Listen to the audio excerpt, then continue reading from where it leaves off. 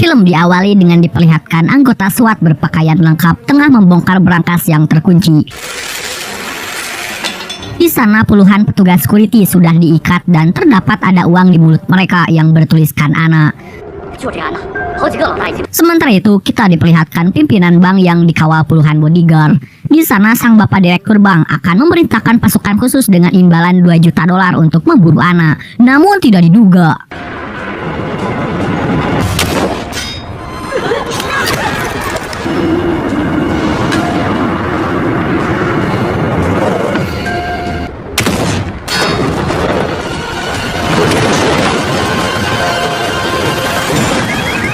ya, dari jarak lebih dari 1 kilometer, sang seorang sniper berhasil membunuh tuan direktur akibat tertimpa berangkas uang yang sengaja disimpan oleh si sniper di atas gedung. Dan perkenalkan, dia adalah ANA. Warga yang melihat uang berjatuhan pun langsung berebutan mengambilnya. Tapi tidak lama, ANA berhasil ditangkap. Akibat ulahnya, ANA harus dipenjara selama 20 tahun. Your Honor. Tapi sebelumnya, ANA merasa bahwa bank adalah tempat pencucian uang para gembong narkoboy yang sering membalas warga dengan bunga. Dengan percaya diri, dia merasa berhak untuk mengadili orang itu. Tapi sikap ANA yang seperti orang gila pun harus dianggap mengalami gangguan jiwa. Kemudian, ANA dibawa ke rumah sakit jiwa. Di sana dokter yang memeriksanya pun dimaki oleh ANA. ANA mengatakan rumah sakit ini hanyalah kedok untuk menghukum para penjahat. Padahal mereka juga bekerja dengan gembong narkoboy untuk memproduksi barang di sini. Lalu ANA berteriak dan mengatakan bahwa dia hanya ingin ke penjara. Dokter lalu memberi kesimpulan bahwa ANA mentalnya sangat terganggu dan mengidap memiliki kepribadian ganda. Namun tiba-tiba,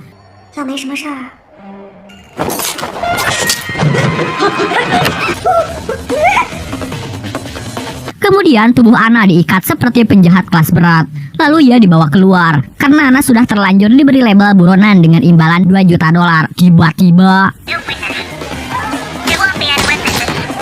ya, ada seseorang yang tengah mengincarnya. Beruntungnya ANA berhasil melepaskan diri dan kabur. Ternyata para perawat ini juga adalah asasin yang menyamar untuk mengejar ANA.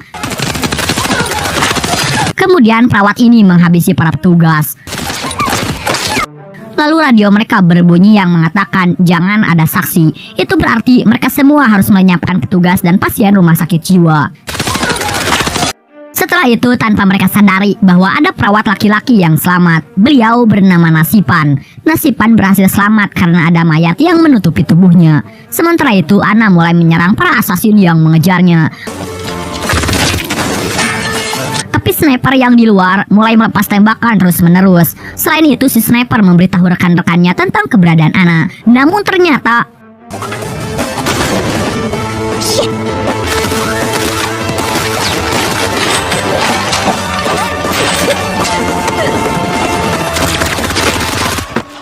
ANA berhasil menghabisi orang-orang yang mengejarnya. Setelah kehabisan peluru, tak sengaja ANA melihat Nasipan yang memegang senapan. Jelas ANA memintanya untuk mengantarkan senapan tersebut. Di sana ANA memberi instruksi kapan dia harus bergerak dan berhenti dan mengalihkan perhatian si sniper di luar.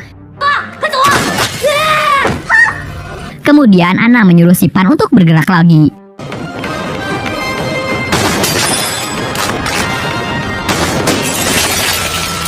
I like the way you move.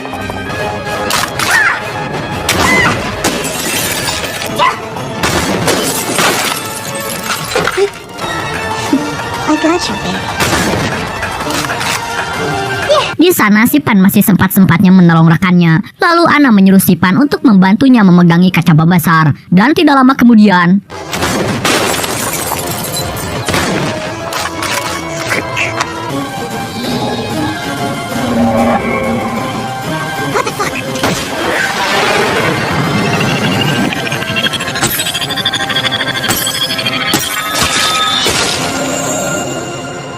namun tidak lama para tentara yang memburunya mulai datang ke sana. Di sana ANA ingin segera pergi, tapi sayang dia malah lengah. Dan di saat itu Sipan malah menyuntikkan obat bius padanya dengan tiis mengatakan bahwa pasien dilarang meninggalkan rumah sakit.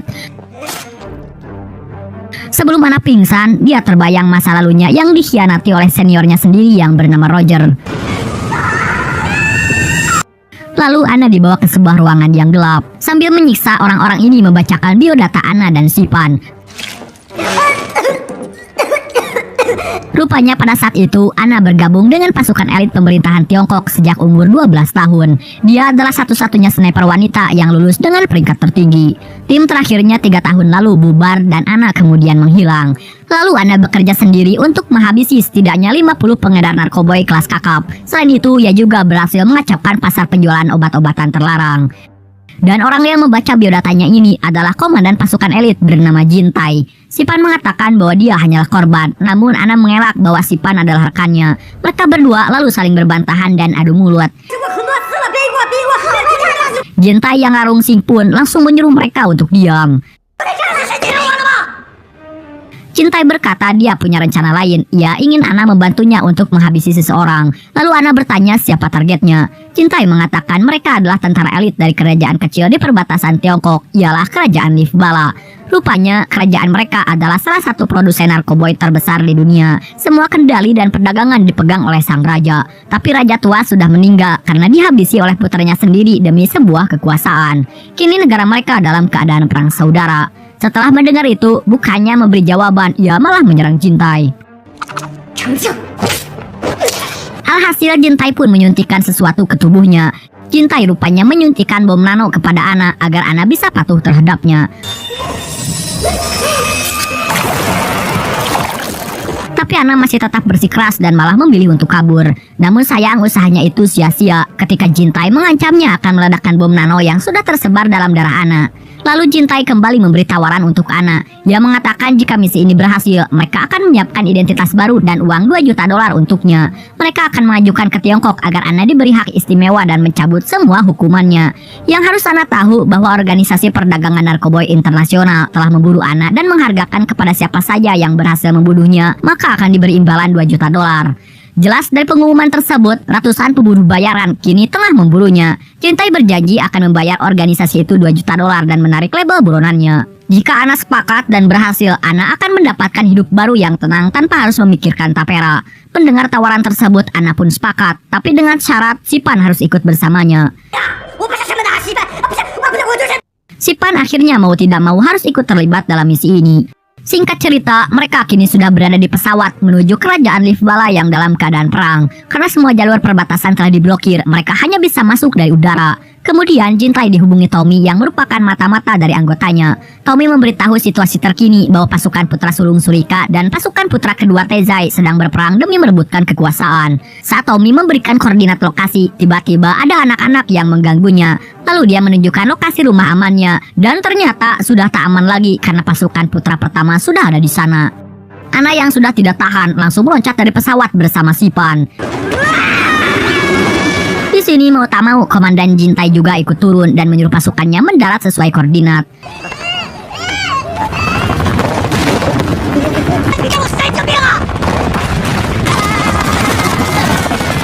Setelah baku tembak, sialnya mereka malah bertemu pasukan putra kedua. Kedua putra mahkota ini bertemu di tengah-tengah perang tersebut. Karena mengenali Jin Tai sebagai pasukan paling diandalkan oleh mendiang almarhum Raja Tua, mereka berdua pun menganggap bahwa Jin Tai direkrut oleh lawannya, hingga akhirnya mereka saling membantah.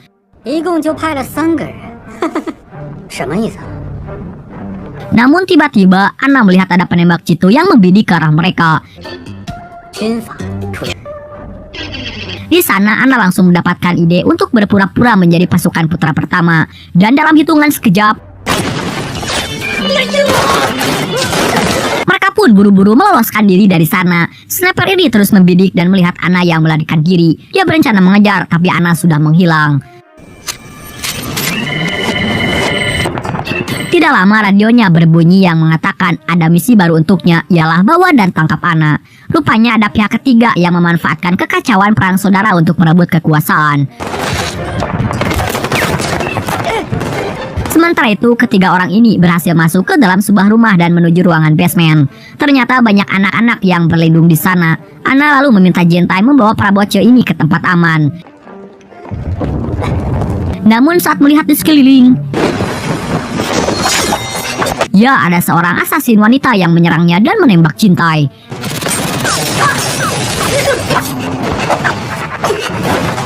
Di sana Sipan berhasil kabur dari ruangan itu, tapi sayang di luar sudah ada pasukan yang mengejar mereka.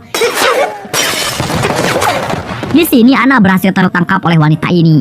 Jintai lalu segera menelpon Tommy, tapi tak ada jawaban dan ternyata Tommy sudah menjadi mayat dan tertimpa reruntuhan. Di sini Jintai harus membatalkan misi mereka dan membuat misi baru, yaitu menyelamatkan Ana. Untungnya mereka menemukan kunci mobil di tangan Tom yang sudah meninggal. Sementara di sisi lain, media internasional sedang sibuk memberitakan perang saudara di kerajaan Livbala tentang narkoba yang menjadi komoditas utama, di mana bisnis itu sangat menguntungkan bagi kerajaan. Dari kekacauan itu, jelas banyak warga kini berdemo. Para warga ingin pemerintah mengakhiri perang saudara. Mereka juga ingin narkoba tidak jadi komoditas lagi dan ingin barang haram itu dilarang, karena membuat rakyat sengsara dan terjadi perebutan kekuasaan. Sementara itu, Ana sudah ditahan dan digantung di sebuah ruangan bawah tanah. Asasin wanita ini bernama Jai. Ialah orang suruhan dari Perdana Menteri Songpak. Menteri Songpak sendiri merupakan pihak ketiga yang ingin mengambil alih kekuasaan. Jai lalu mengintimidasi Ana, tapi lagi-lagi Ana tidak takut seakan-akan sudah terbiasa dengan hal tersebut. Jai yang kesal lalu keluar dan meninggalkannya. Sementara di luar, rupanya Jintai dan Sipan sudah sampai dan langsung menyergap dua orang. Mereka lalu menyamar menjadi dokter dan pengawalnya. Tidak lama mereka dihentikan oleh para penjaga. Tapi di sini Sipan mengaku bahwa dia adalah dokter swasta yang diundang Perdana Menteri Sonpa. Saat di tangga, ternyata kepala penjaga ingin konsultasi dulu dengan dokter untuk memeriksa penyakitnya. Kemudian Sipan memeriksa kondisinya dan secara bersamaan Jintai berbisik lalu mengatakan bahwa dia sudah menemukan lokasi Ana. Sipan langsung menodong ketua penjaga dan meminta menunjukkan di mana penjara bawah tanah itu berada. Setelah mendapatkan informasi, Jintai segera beraksi menghabisi semua penjaga yang ada di ruangan itu dengan cepat.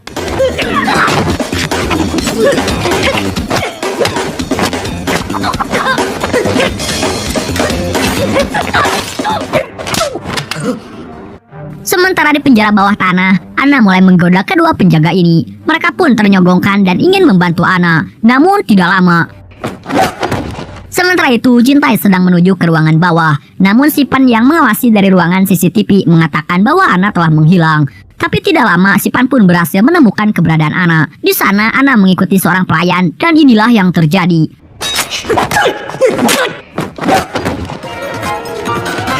Ana sekarang menyamar menjadi seorang pelayan. Di sisi lain, Jintai yang sudah mengetahui lokasi Ana pun langsung berusaha mencarinya. Di sana dia terpaksa harus baku hantam dulu dengan para penjaga. Sementara itu, kita diperlihatkan ada seorang anak kecil yang sedang bermain di halaman luar. Anak ini adalah pangeran terbudak kerajaan Livbala bernama Harman. Di sana, Ana terkejut setelah melihat kaki pangeran ketiga di borgol.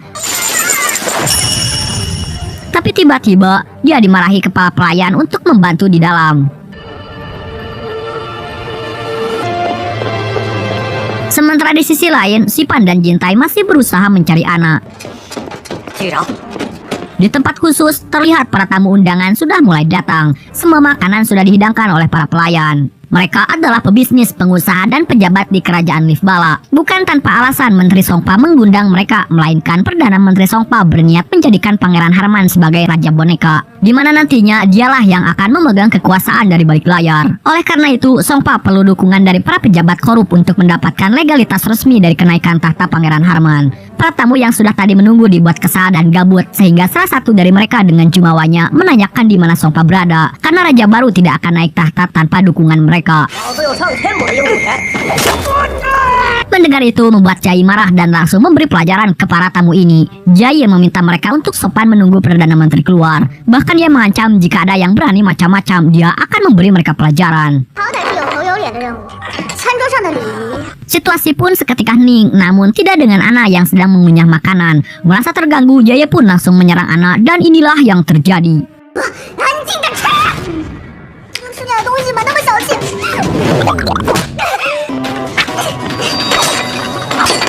Terlihat Jai kewalahan melawan Ana, namun beruntung sekelompok tentara datang menembak. Ana pun dengan terpaksa melarikan diri.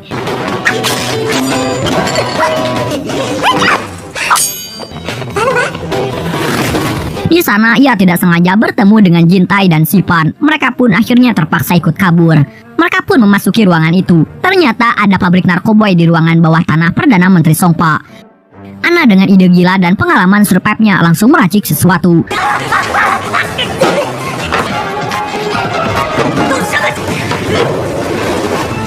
Dan saat tentara dan Jai masuk,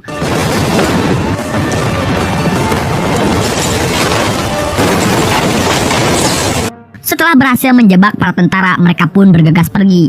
Sementara itu, kita diperlihatkan seorang pria dan inilah orang yang terkait dengan masa lalu Anna. Dia adalah Roger, senior Anna di angkatan khusus. Di sana Jai sempat kurang puas dengan tindakan Roger, tapi Perdana Menteri Songpa datang mendamaikan mereka. Kemudian Songpa menemui para tamu undangan. Sementara itu Jintai, Anna, dan Sipan sampai di suatu tempat di bagian rumah Perdana Menteri.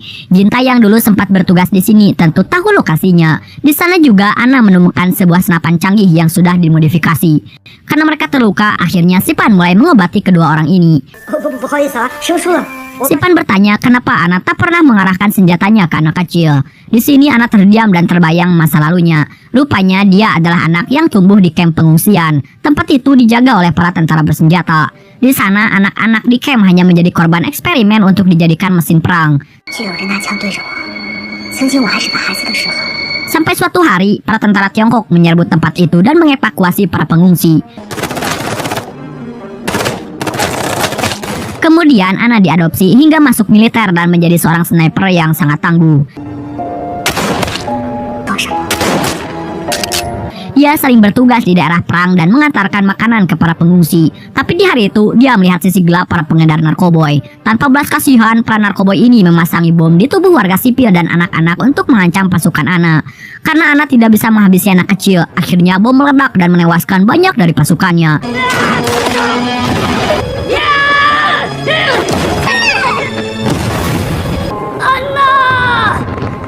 Itulah sebabnya dia sangat dendam ingin menghabisi semua pengedar narkoboy di dunia ini.